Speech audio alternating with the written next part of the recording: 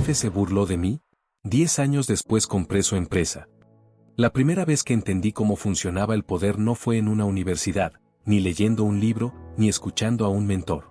Lo entendí sentado al final de una mesa demasiado larga, con un café frío frente a mí y un jefe que disfrutaba hacer ruido. Era lunes. Siempre era lunes cuando él necesitaba recordarnos quién mandaba.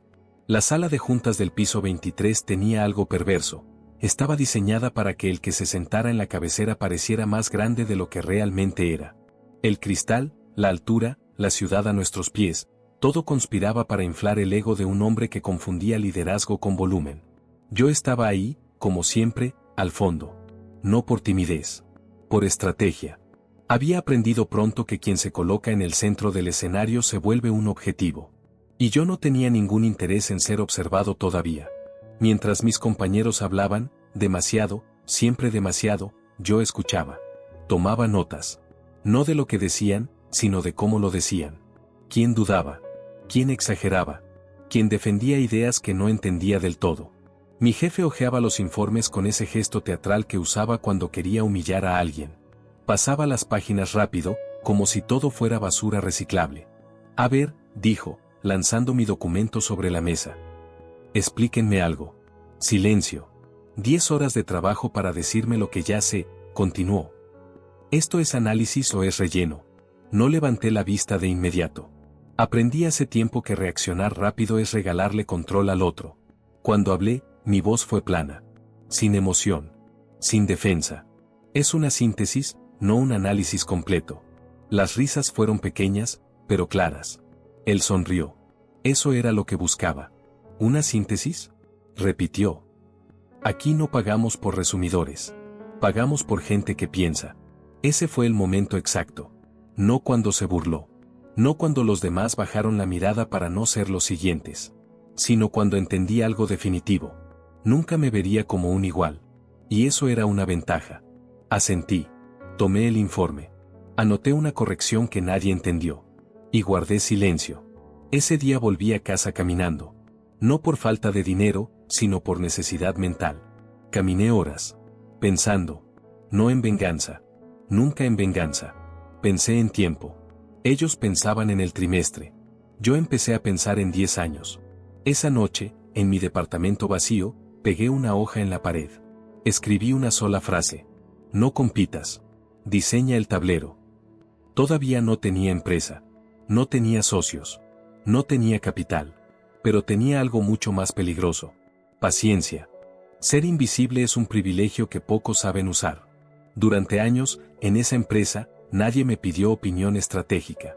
Me asignaban tareas técnicas, análisis secundarios, validaciones que otros no querían hacer porque no daban prestigio.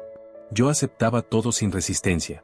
No porque no tuviera ambición, sino porque entendí algo antes que ellos. El que parece irrelevante ve todo. Ve las contradicciones. Ve las decisiones impulsivas. Ve los errores repetidos que nadie se atreve a señalar. Mi jefe hablaba mucho de visión, pero nunca se detenía a revisar los cimientos. Cada reunión era un espectáculo. Promesas grandes, fechas agresivas, aplausos fáciles. Yo anotaba silenciosamente cada frase que empezaba con "el mercado siempre" o "esto nunca falla". Las verdades absolutas son grietas esperando presión. Con el tiempo, empecé a notar patrones. No en los números visibles, sino en los que nadie quería mirar. Costos que crecían sin control. Clientes que firmaban contratos largos pero negociaban cláusulas peligrosas. Dependencias tecnológicas frágiles disfrazadas de innovación. Una tarde, después de otra reunión caótica, un compañero se me acercó. ¿Por qué nunca dices nada?, me preguntó en voz baja. Tú ves cosas que los demás no. Lo miré. No respondí de inmediato. Porque aún no sirve de nada, dije al final. No lo entendió. Nadie lo hacía. Yo sí. Hablar en ese momento solo habría provocado dos cosas, resistencia y enemistad. Y yo no estaba ahí para ganar discusiones. Estaba ahí para aprender el sistema desde dentro. Empecé a trabajar más horas, pero no en lo que creían. Mientras ellos optimizaban presentaciones, yo modelaba escenarios. ¿Qué pasaría si el mercado se comprimía? ¿Qué pasaría si un competidor cambiaba las reglas? ¿Qué pasaría si el capital se encarecía? Guardaba todo. No compartía nada. En mi computadora había carpetas que nadie abrió jamás. Proyecciones a 5, 7, 10 años. Análisis que no encajaban con el optimismo obligatorio de la empresa. Y, sobre todo, una conclusión que se repetía.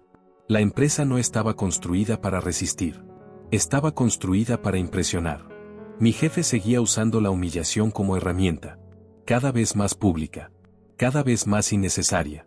Yo me convertí en uno de sus blancos favoritos porque no reaccionaba. Eso lo irritaba. ¿Tienes algo que aportar o solo vienes a calentar la silla? Me dijo una vez, frente a todos. Lo miré. Lo suficiente para que notara que lo escuché. Estoy aprendiendo, respondí. Las risas fueron más fuertes esa vez. Pero yo no estaba aprendiendo lo que él creía. Estaba aprendiendo qué no hacer. Fue en ese periodo cuando tomé una decisión silenciosa. No escalaría dentro de esa empresa. No pediría ascensos. No negociaría aumentos. Cada minuto ahí era una inversión educativa, no una carrera. Mientras ellos competían entre sí por migajas de reconocimiento, yo construía algo interno, invisible, sólido. Una noche, revisando balances antiguos, encontré el dato que lo cambió todo. Una dependencia crítica con un proveedor único. Un cuello de botella que nadie había cuestionado porque siempre funcionó así. Sonreí por primera vez en meses. No porque hubiera descubierto un error, sino porque había encontrado una palanca. Y las palancas no se usan para hacer ruido. Se usan cuando el peso del tiempo está de tu lado. No tomé la decisión de irme de golpe. Las decisiones importantes nunca llegan como un relámpago. Llegan como una certeza lenta, pesada, imposible de ignorar. Durante meses sentí que ya no estaba aprendiendo nada nuevo. El sistema se repetía. Los errores también. Las reuniones eran ecos de reuniones anteriores. Cambiaban los nombres, no las decisiones. Eso, para mí, fue la señal. Mi jefe seguía creciendo en volumen, pero no en profundidad. Cada nuevo éxito aparente reforzaba sus peores hábitos. Más promesas. Más exposición. Más dependencia de aplausos externos. Yo seguía observando. Pero ya no desde la curiosidad, sino desde la confirmación. Recuerdo con claridad la reunión exacta. Era una presentación para potenciales inversores. Todo estaba perfectamente ensayado. Frases grandilocuentes, gráficos ascendentes, proyecciones que asumían que el mundo seguiría comportándose como deseábamos. En un momento, uno de los inversores hizo una pregunta incómoda. Técnica. Precisa. Mi jefe respondió sin titubear. Mal. Yo lo supe en el instante. No porque fuera ignorante, sino porque había elegido la respuesta que mejor sonaba, no la que era correcta. Miré a los demás. Nadie reaccionó. Ahí entendí algo definitivo. No solo no veían el problema. Ya no querían verlo. Esa noche no abrí la computadora. No hice cálculos. No escribí nada. Me senté en silencio, mirando la pared blanca de mi departamento. Pensé en el costo de quedarme. Pensé en el costo de irme. Quedarse era cómodo. Irme era incierto. Pero había una diferencia clave, quedarme tenía un techo muy claro. Irme no. Al día siguiente, redacté mi renuncia. Una hoja. Directa. Sin reproches. Sin explicaciones extensas. Cuando entré a la oficina de mi jefe, levantó la vista con una sonrisa automática. ¿Qué necesitas? Le entregué el papel. Leyó rápido. Demasiado rápido. ¿Otra oferta? Preguntó. ¿La competencia? Negué con la cabeza. No todavía. Levantó una ceja. Entonces estás cometiendo un error. No discutí. Nunca discuto con gente que cree que el mundo termina en su escritorio. Tal vez, respondí. Se recostó en la silla. La lealtad se premia, dijo. Afuera no eres nadie. Asentí. Lo sé. Eso lo desconcertó. Esperaba resistencia. O miedo. O al menos orgullo herido. No obtuvo nada. Cuando salí, nadie me despidió. Nadie organizó una comida. Nadie preguntó demasiado. Para ellos, yo era una pieza reemplazable que había decidido irse antes de tiempo. Y tenían razón. Reemplazable para ese sistema. No para el que estaba empezando a construir. Durante semanas, no hice nada visible. No publiqué en redes. No avisé contactos. No busqué trabajo. Me dediqué a pensar. A ordenar todo lo que había observado durante años. Volví a revisar mis notas antiguas. Los patrones. Las palancas. Las dependencias ocultas. Ahí apareció con claridad el verdadero problema del mercado. No era la falta de soluciones. Era la abundancia de soluciones mal conectadas. Vi el espacio. Vi el vacío. Y entendí que no necesitaba una gran empresa para empezar. Necesitaba una estructura correcta.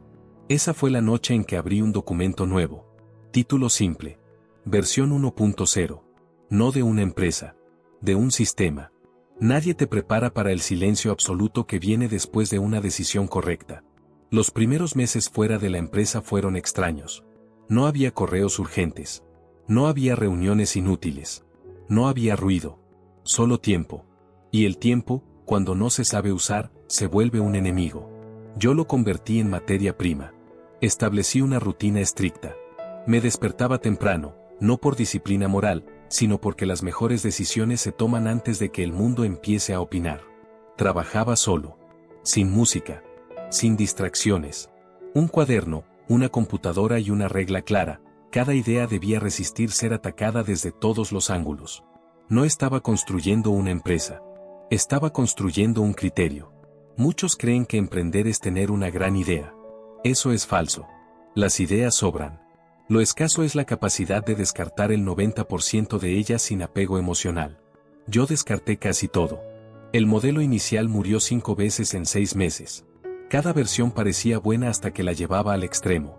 ¿Qué pasaba si el cliente desaparecía? ¿Si el proveedor fallaba? ¿Si el capital se volvía caro? Si no sobrevivía en el peor escenario, no merecía existir. No se lo conté a nadie. No pedí validación. No busqué aplausos. Aprendí algo clave en esa etapa. El progreso real es silencioso porque aún no es defendible. Mientras tanto, veía desde lejos a mi antiguo jefe. Su empresa aparecía en medios. Nuevas rondas. Nuevas oficinas. Nuevos títulos. Crecimiento acelerado. No sentí envidia. Sentí confirmación. Ellos estaban optimizando la superficie. Yo estaba reforzando la estructura. El primer cliente llegó sin épica. Un correo corto. Una necesidad específica. Acepté el proyecto con una condición, no prometer nada que no pudiera cumplir incluso si todo salía mal. Cumplí. Ese cliente trajo otro. Y luego otro. Nunca crecí más rápido de lo que podía controlar. Rechacé oportunidades que parecían grandes pero comprometían el núcleo del sistema. Aprendí a decir no con la misma frialdad con la que otros dicen sí por miedo. Contraté tarde. Muy tarde. Y cuando lo hice, busqué perfiles que nadie quería, personas brillantes, incómodas, poco impresionables. Gente que no se vendía bien, pero ejecutaba mejor. No hablábamos de misión. Hablábamos de decisiones. Cada proceso tenía una razón. Cada costo, una justificación. Cada dependencia, una alternativa. Mientras el mercado se emocionaba, yo diseñaba redundancia. Pasaron años así. Sin titulares. Sin premios. Sin conferencias. Mi empresa crecía, pero no se notaba. Y eso era intencional. Una noche, revisando números, proyecté un escenario que me hizo detenerme. Si ciertas condiciones se alineaban, condiciones que yo había visto antes, una empresa grande tendría problemas serios de liquidez. No cualquier empresa. Una específica. Reconocí el patrón de inmediato. Era el mismo que había señalado, en silencio, 10 años atrás. Apagué la pantalla. Me quedé sentado. No sentí triunfo. Sentí responsabilidad. Porque en ese momento entendí algo inquietante. Ya no estaba reaccionando al mercado. El mercado estaba empezando a reaccionar a mí. El verdadero riesgo no es crecer. Es crecer sin saber exactamente qué te sostiene. Hasta ese momento, cada paso que había dado estaba calculado para no llamar la atención. Pero llegó un punto en que la empresa empezó a ser mencionada en conversaciones donde antes no existía. No por marketing. Por necesidad. Algunas compañías comenzaron a depender de nuestro sistema más de lo que les gustaba admitir. Y la dependencia, cuando es silenciosa, es más profunda. Ahí empecé a sentir una presión distinta. No externa. Interna. Cada decisión nueva tenía consecuencias que ya no afectaban solo a mí. Afectaban a personas, a contratos, a estructuras completas. El margen de error se redujo. Hice algo que nunca había hecho, frené. Congelé contrataciones. Revisé procesos uno por uno. Eliminé todo lo que no era esencial. No buscaba eficiencia. Buscaba resiliencia. Algunos socios potenciales se impacientaron. Querían escalar. Querían visibilidad. Querían velocidad. Los dejé ir. Aprendí a reconocer una señal peligrosa. Cuando alguien habla más de oportunidad que de riesgo, no entiende el juego completo. Mientras tanto, el mercado empezó a tensarse. Tasas cambiantes. Costos que subían. Decisiones políticas mal calibradas. Nada extraordinario. Solo el ciclo haciendo lo que siempre hace. Ahí fue cuando recibí el primer correo extraño. Una consultora preguntando, de manera informal, si estaríamos interesados en alianzas estratégicas con empresas más grandes. No respondí de inmediato. Días después, llegó otro mensaje. Más directo. Mencionaba nombres conocidos. Empresas con peso. Entre ellas, una. Reconocí el dominio del correo antes de abrirlo. La empresa de mi antiguo jefe. Leí el mensaje sin emoción. Era educado. Técnico. Frío. Preguntaban por capacidades, escalabilidad, posibles sinergias. No había rastro de arrogancia. Eso me dijo todo. Investigando un poco más, confirmé lo que sospechaba. Los problemas que había modelado años atrás estaban ocurriendo, casi en el mismo orden. La dependencia crítica. La falta de alternativas. El crecimiento mal amortiguado. No celebré. Nunca se celebra antes de tiempo. Respondí con un mensaje corto. Profesional. Sin historia compartida. Sin contexto emocional. A partir de ahí, las conversaciones se volvieron más frecuentes. Más urgentes. Más tensas. Yo mantenía el mismo tono. Siempre. Mientras ellos hablaban de soluciones rápidas, yo hablaba de estructura. Mientras pedían descuentos, yo pedía información. Y la información que entregaron fue suficiente. Esa noche volví a abrir mis proyecciones antiguas. Las primeras. Las que había hecho cuando nadie me escuchaba. Todo estaba ahí. Cerré el archivo. Por primera vez en años, pensé en el hombre que se había burlado de mí en aquella sala de juntas. No con rencor. Con distancia. No sabía aún cómo terminaría todo. Pero sabía algo con absoluta claridad. El tablero estaba completo. Y yo no tenía prisa por mover la última pieza. La llamada llegó un martes por la tarde. No era directa. Nunca lo son. Vino a través de un intermediario, un asesor financiero con voz neutra y frases cuidadosamente medidas. Queremos explorar una posibilidad de adquisición, dijo, como si estuviera hablando del clima. Nada formal todavía. No respondí de inmediato. Dejé que el silencio hiciera su trabajo. Entiendo, dije al final. ¿En qué contexto? El contexto era simple y brutal, la empresa estaba en problemas. No visibles aún, pero inevitables. Necesitaban tiempo. Y el tiempo, en los mercados, se compra. Colgamos. No sentí adrenalina. No sentí triunfo. Sentí algo más peligroso, claridad. Convoqué a una reunión interna. Poca gente. Solo quienes entendían el sistema completo. No hablé de nombres. Hablé de escenarios. Si adquirimos, dije, no será para salvarlos. Será para integrar lo que sirve y apagar lo que no. Nadie discutió. Ese silencio era señal de madurez. Las negociaciones comenzaron semanas después. Técnicas.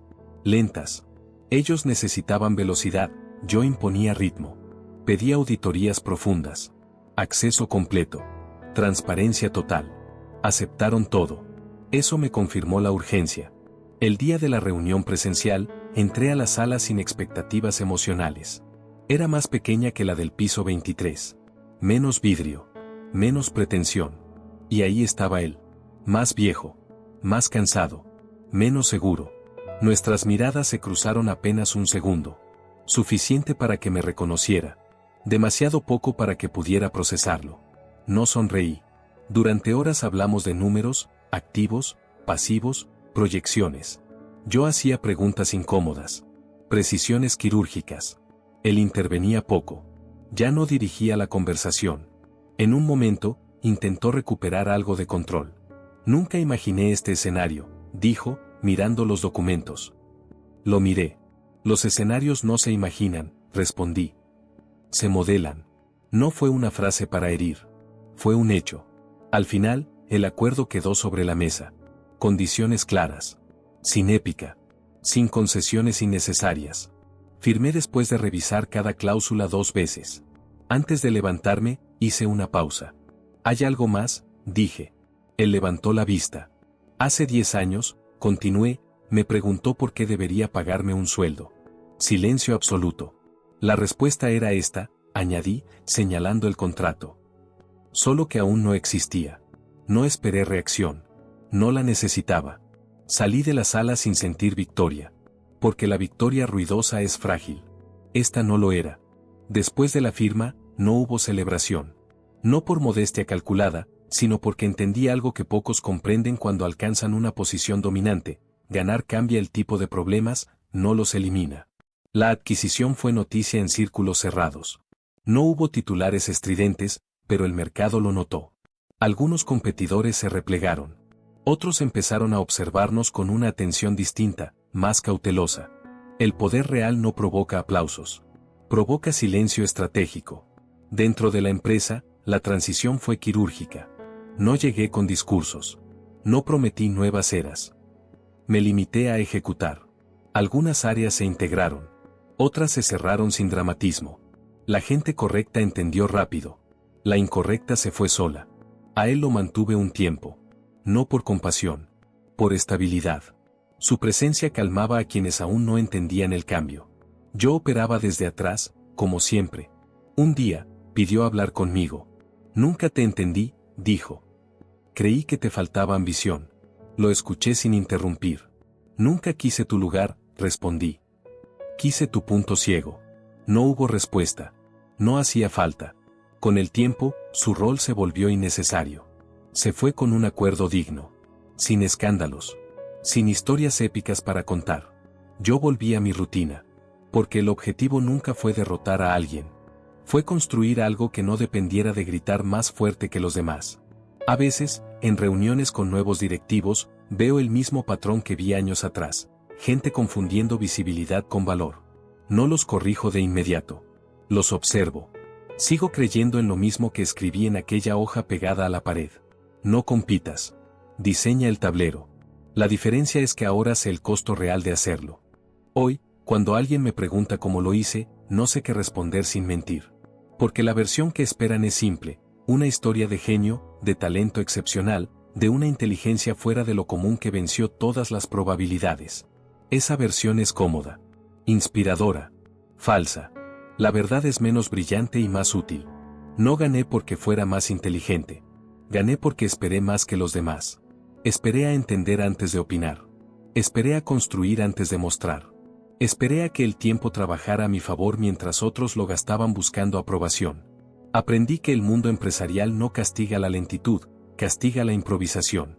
Que la arrogancia suele confundirse con confianza, y que casi nadie revisa los supuestos sobre los que construye su éxito. Aquel jefe nunca fue mi enemigo. Fue mi referencia inversa. Todo lo que vi en él me mostró que evitar, que no repetir, que no celebrar. Hoy mi empresa es sólida, pero no perfecta. Nada que valga la pena lo es. Funciona porque está diseñada para soportar errores, no para fingir que no ocurren. A veces paso frente a edificios corporativos con pisos altos y mesas largas. Veo reflejada a la persona que fui, sentado al fondo, callado, tomando notas que nadie pidió. Si pudiera decirle algo, no sería que tenga paciencia. Sería esto: el silencio no es debilidad si estás construyendo algo que aún no puede explicarse. No guardo rencor. No necesito reconocimiento. Mi mayor satisfacción no fue comprar otra empresa. Fue confirmar que el método funcionaba. Que el tiempo, bien usado, es la ventaja competitiva más injusta que existe. Cierro este capítulo como cerré aquel contrato, sin ruido. Mañana volveré a la pizarra blanca. Nuevos números. Nuevas fechas. Nuevas preguntas. Porque el verdadero triunfo no es llegar. Es seguir teniendo control cuando nadie está mirando.